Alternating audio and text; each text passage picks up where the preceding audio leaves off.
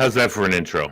Let's get it done. Good morning, everybody. Good morning. It is 10 o'clock where we are. What time is it? 9 where you 9 are? o'clock here. 9 o'clock. 9 o'clock there in Nebraska. Nebraska, as you can see by the big N on his hat. And Derrick Pearson with myself, Lee Bailey, and we are here to be encouraging to you. And we hope that we are encouraging to you this morning on this fine Tuesday. It's we've gotten better weather. We rained all day yesterday, hard, and well, maybe not all day, but a lot. We got a lot of rain. So that immediately washed away any snow we had. So that's all pretty much gone now. And the temperatures are around 35, 40, something like that. But you guys are having how much? You have 64 more degrees than we do. It is 24 below. So that in itself should be encouraging to those in the Northern Virginia area, saying to themselves, well, at least I didn't have to get up to 25 below and get my butt to work. So, yeah. This is not where it started. So this is where we are at 9 o'clock. You imagine. That's right. Power outages, just everywhere. It's a tough time. Yeah. But again, if you have your power today and you're warmer than 24 below, count it a win. Yeah, that's right. Counted a big win. Well, I'm sure it's not too bad there in studio. You're probably doing all right as far as the temperature is concerned. But hey, so let me ask you a question, my friend. I was thinking about this today. I was thinking about what are Derrick and I going to talk about? And the one thing that I thought about and I wanted to get your input on and get your insight was, what do we do about encouraging those who seem to be inconsolable? We have people who are just fed up with all this mess that's going on in the world, and they can't seem to just get their boat righted up, right on the right, get it righted, as they say. It's leaning and about to go over, got to capsize, but how do you get your mental boat to straighten out and become level? Well, I always look at it this way. My location, whatever level and space I'm in, is not my mission. Mm-hmm. That's not where I'm supposed to go. Right. That's not where I'm supposed to go. This is just how I'm supposed to get there. And most things we're having require some friction and some battle. I tell people all the time, there was 10, 12 years ago, I was sleeping on a friend's couch. That's crazy. 12 years ago, I was sleeping on a friend's couch. I'd given up my home. I'd given up my possessions. I'd given up a radio show. I wanted to do less. And I had to do that in order to save my life. I had to do that. And then the rescue comes, where all the good stuff that you thought was out there starts to appear. And I had to call to the better stuff. So the more I talked about the good in the world, the more it showed up. Right. Like, you can't put salt in your soup and then wonder why your soup is salty. Right. Yeah. You look, man. Look, we're all cooks and chefs for our own recipe. Right. But if you constantly put negative, foul, bitter into your soup, that's what you're gonna get. You can't get anything else. The universe pays attention. It pays attention. So I tell people, listen, just because you're in a bad place now doesn't mean that's where you're going to be, and it's certainly not where you want to get your mail. Right. Right. It's okay to stop. It's okay to stop there and rest. That's what rest areas are for. Right. You're just in a rest area. It ain't like listen, nobody has been through more than you. Right? And that's anybody, that's to anybody who's watching this. Nobody has been through more than you have. And you're supposed to. You're supposed to go through that to get to your good. You're supposed to go through that. We're all supposed to go through this negative, bitter phase so that we remember that this is not who we are and this is not where we want to live. Right? Right. So Right. we tell them, listen, if I had passed away from those blood clots and saddle embolisms 5 years ago, 3 years ago, I would have never met Lee Bailey. I would have never met the brothers that I didn't know I had. I would have never gotten to Lincoln, Nebraska. I would have never had the show. I would have never had the book that's coming up. I would never have. There's a whole bastion of things that had I got caught up in the wash of the negative, I never would have got to this. So get through. I have a buddy, Chip Baker, from the Success Chronicles, and he says, go through to get through what you're supposed to. Because there's, look, if you think God put you on this planet to not have something really wonderful happen to you and in your space, That's what I'm saying. Yeah, you're the only one. You're the only you. Yeah. There, like I said, what's to say? God made so many beautiful things, mountains, earth, universes, and he thought that this universe needed you. Yeah. Right. Once you accept that, the other stuff is nonsense. Now, in my case, it just shows God has a sense of humor. But no, I'm kidding. And that's a very good point. I mean, he made all these beautiful things. Why do you think you're not beautiful? And you're not, because that's what he created wonderful, beautiful things. And he doesn't create trash. He doesn't create junk. He does not make mistakes. He does not. I mean, we have the free will to create junk. We have the free will to do that stuff, right? That part, Lee, is that we have to get past the point. We have to stop creating junk. People talk about DC, the nation's capital, being a swamp and all those things. And I said, no. DC is this wonderful accumulation of diversity and power. Right. What happens, the people in DC, there's nothing swampy to it. But we as a country have sent DC so much nonsense to get straight. Yeah. We've sent so much trash to DC. And the people from DC say, you know what? That's not who we are. That's who y'all are. Right. Stop sending us your nonsense. Yeah. And we get along just fine. We figure out how to get along. So, yeah, we generate trash for ourselves. We generate luggage. I tell people all the time, put your luggage down. You have full permission to put your luggage down, that burden that you carry about things that you don't control. Yeah. Put it down. Put it down and move forward. You're supposed to. You're supposed to. Sure. Absolutely. And we all carry baggage, don't we?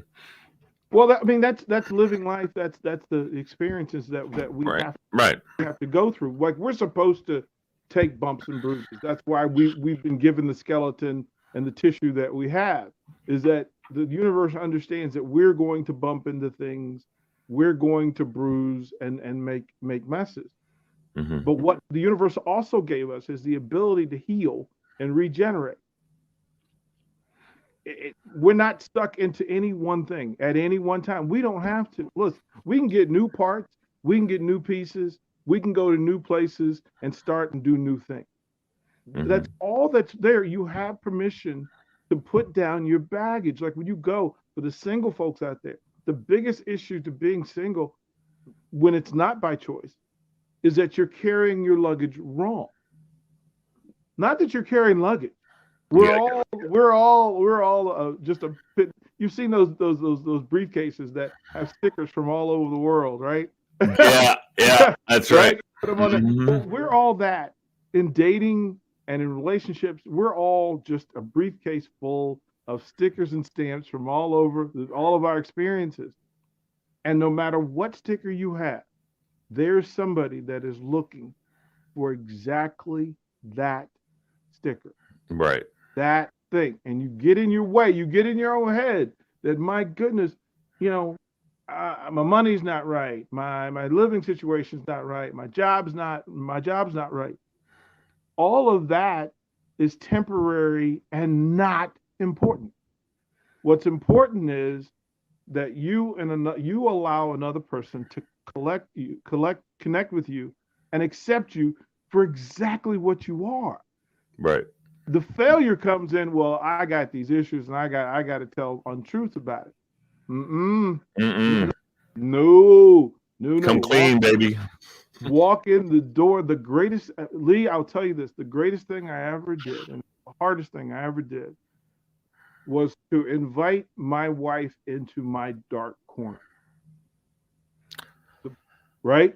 Right. The place where I allowed her to see, she knew the best me, but she didn't know the worst me. She didn't know the other me. Why?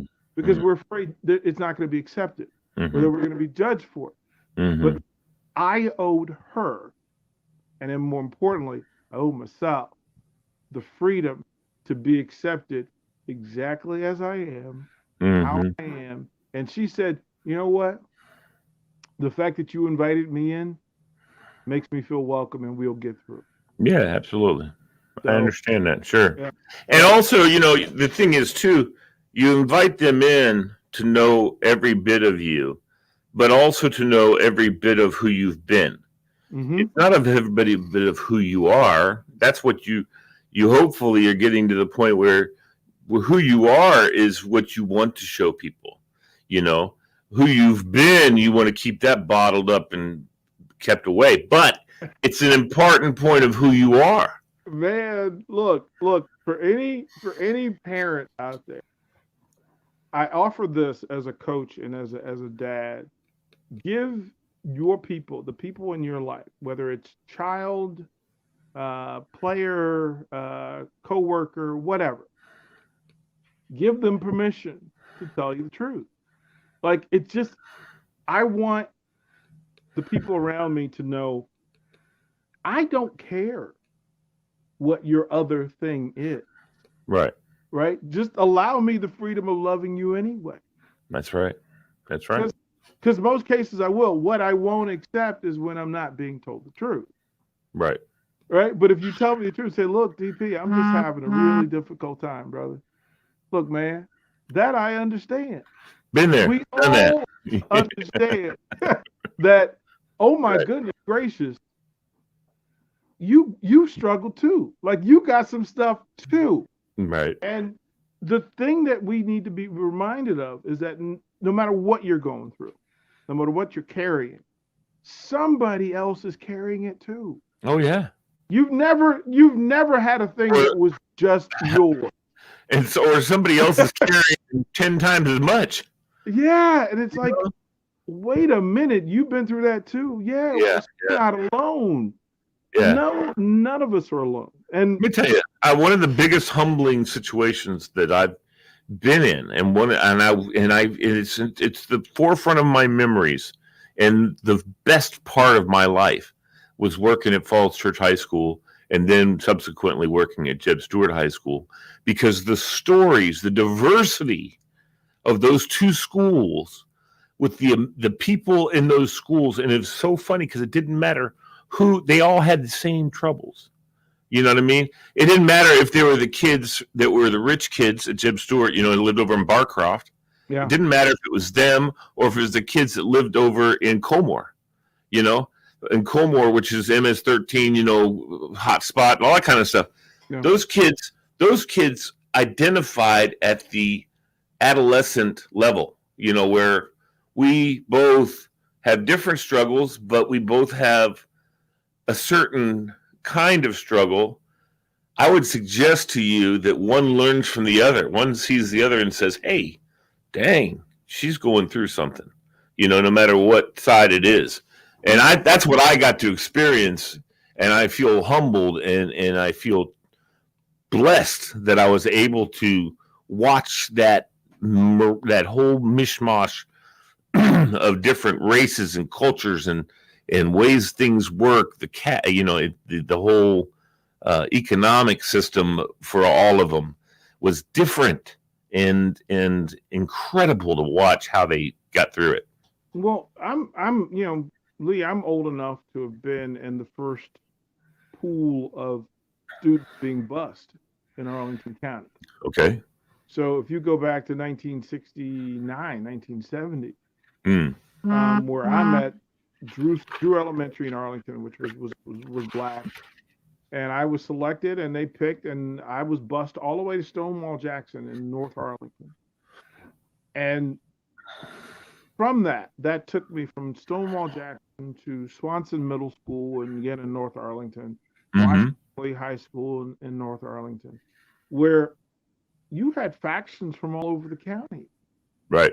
And we had ambassadors kids, we had millionaire kids, we had redneck kids, and we had kids from Green Valley.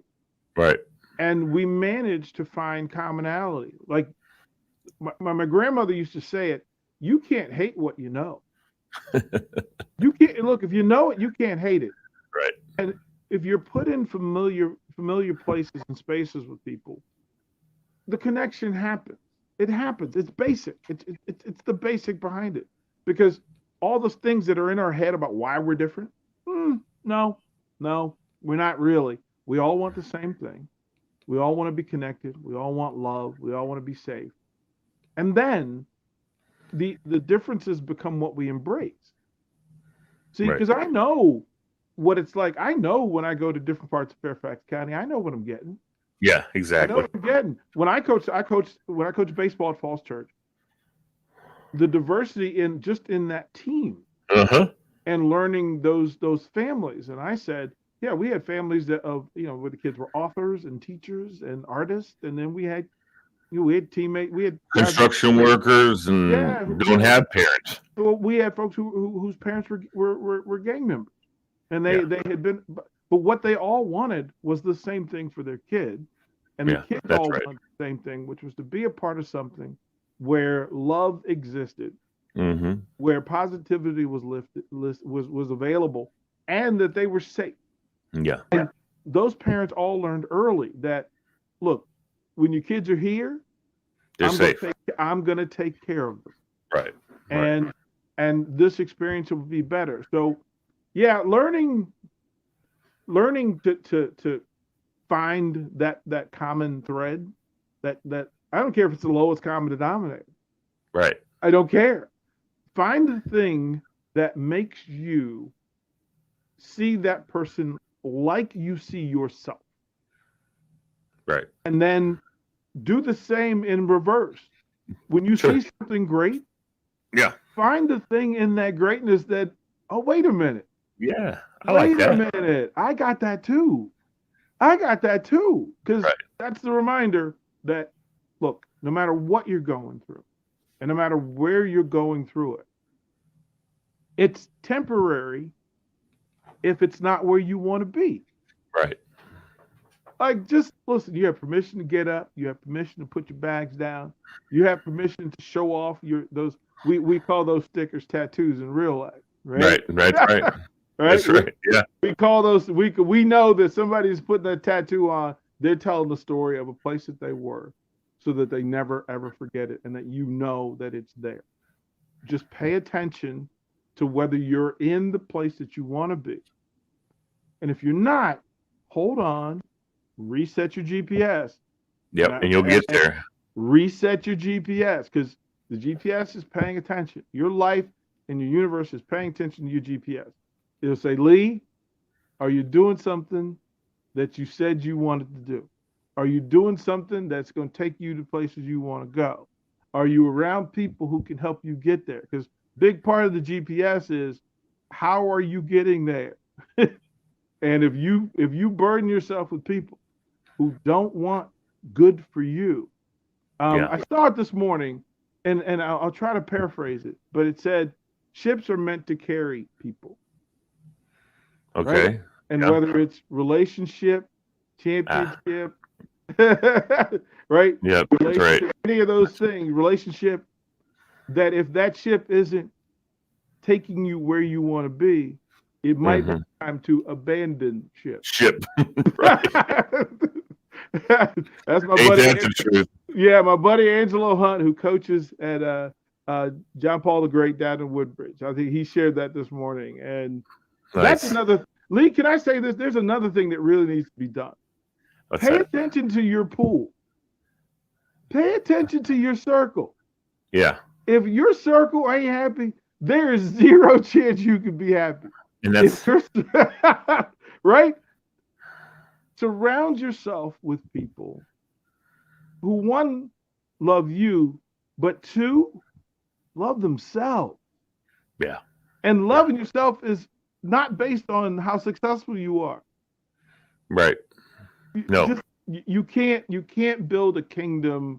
No, you can't. Listen, you're successful if you loving yourself, and that's part of success. That's part of being successful. If you love yourself, you're successful.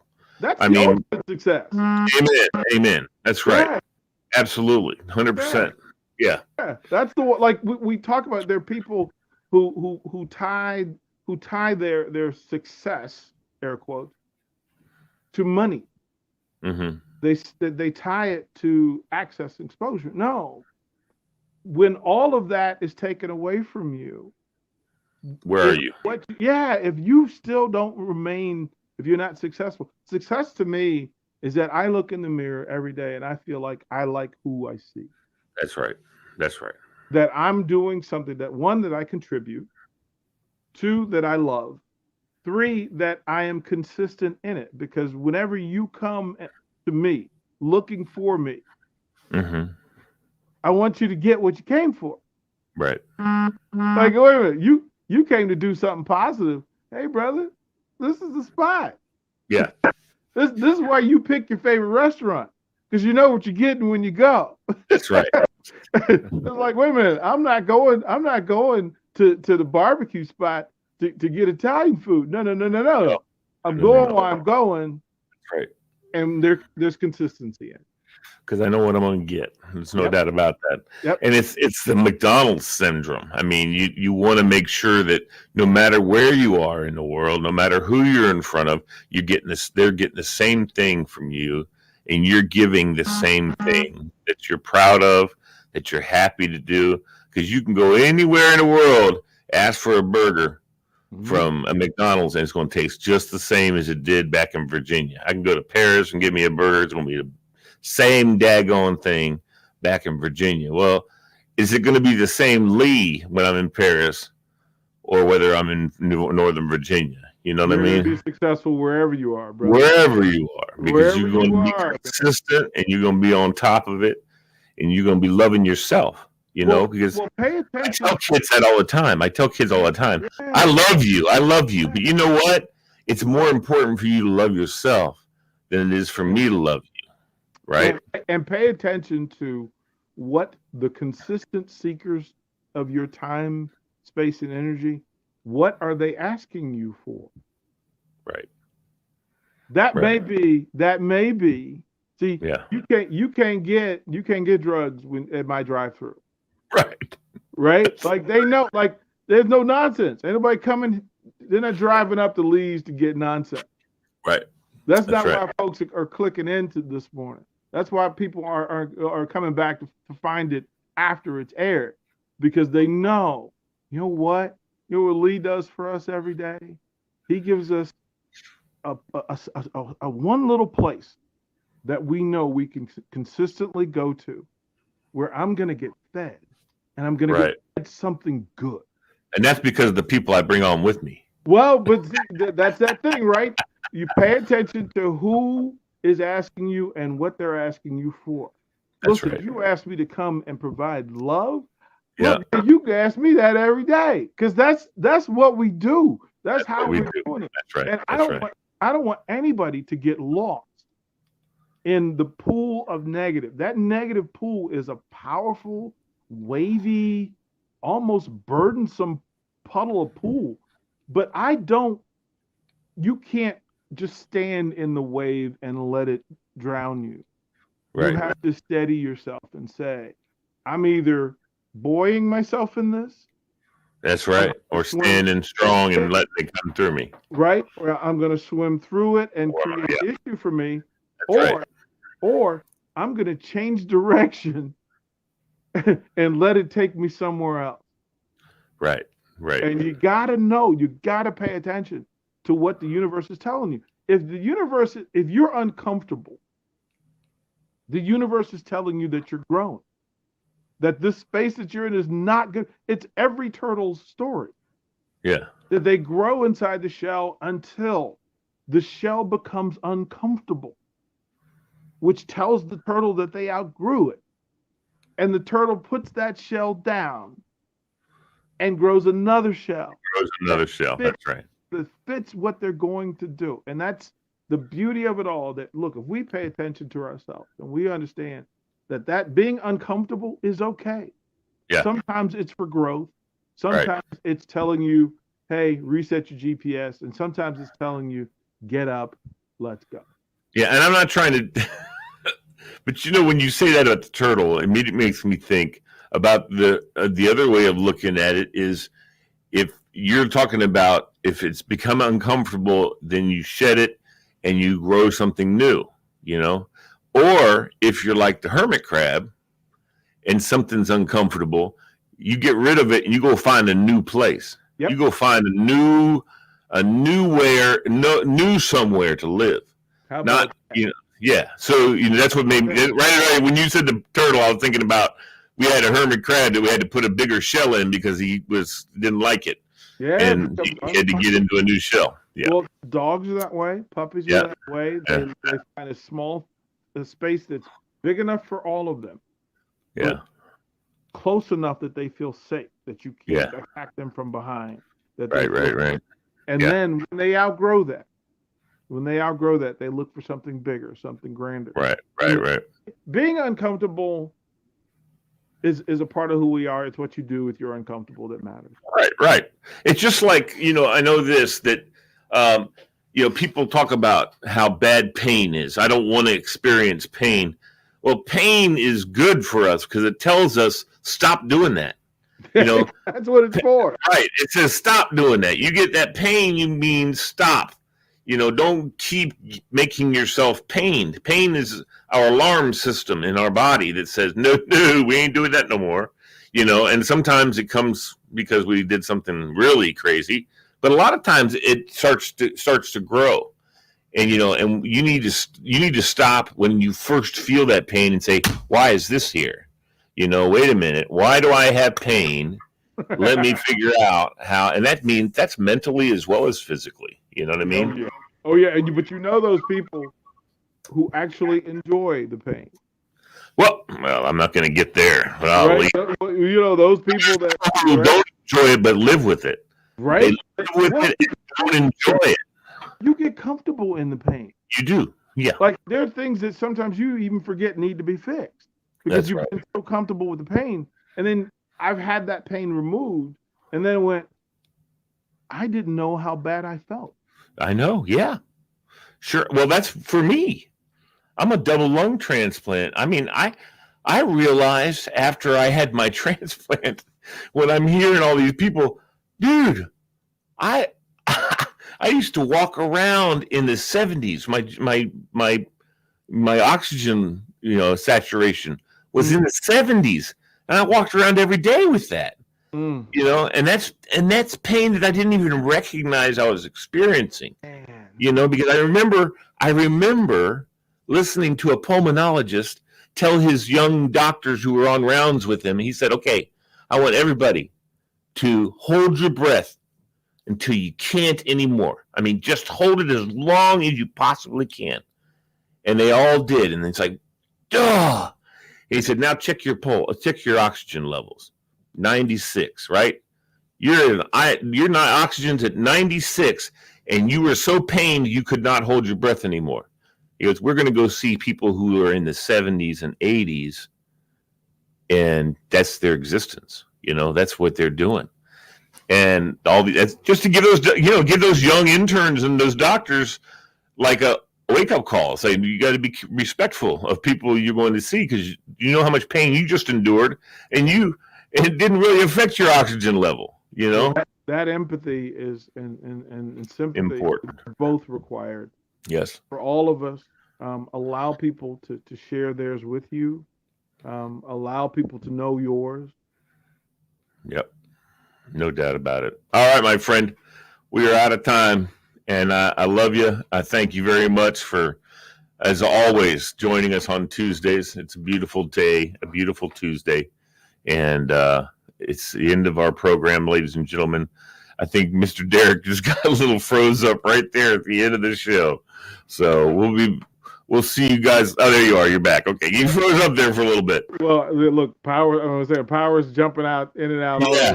No, I hear you. Okay, well, we're all done, though, my friend. Thank you so much. Tuesdays are a blessing to me. I appreciate you. Thank you. No doubt about it, man. Peace. Take care.